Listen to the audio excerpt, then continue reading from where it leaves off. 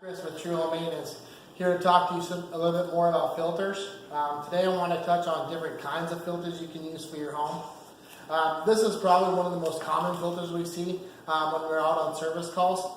I call them feel-good filters because I don't know if you can tell, but you can see right through it. Okay, it feels good to put them in, but they're really not doing very much for your air conditioner.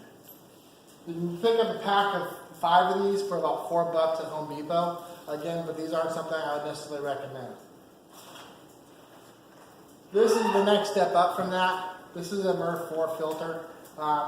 It filters pretty well for about 30 days, but after that, it should really be changed. It doesn't have the ability to hold dust for much more than that. This is a pretty good happy medium as far as airflow across your filter and actually being able to filter the air. You can pick up a pack of these at Home Depot for about $8 for 3. Once you start going up from there, you do want to be a little bit careful.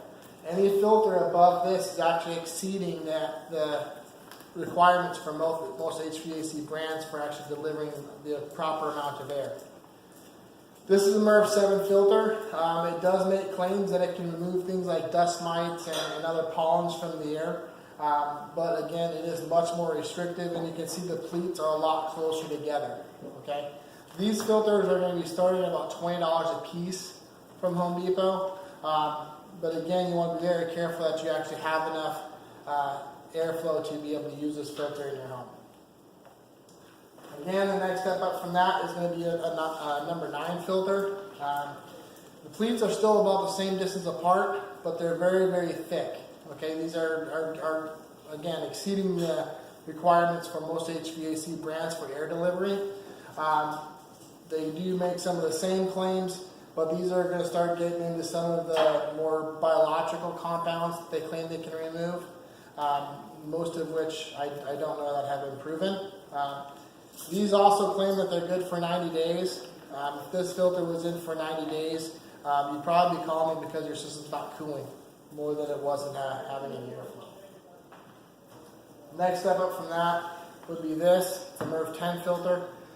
Any filter that's getting up into this MERV rating really should be about 4 to 6 inches thick. So that, as an example, you can tell this one's only about a ½ an inch thick. This one is going to be getting into a lot more things like pollen, mold spores, and bacteria. Again, I don't know that any of that's ever been proven. And they also claim that they can be left in for 90 days. Okay? None of these filters I would ever recommend to be left in for more than 30.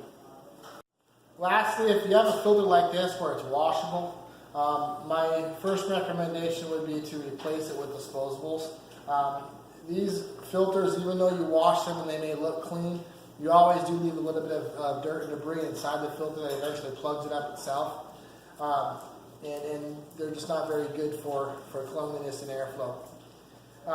These you're going to get anywhere from $20 to $60 depending on where you buy them from. Okay? If you have any questions on what kind of filter you should be using in your home or any of these other filters, feel free to give me a call at the number below, and I would love to come and visit you.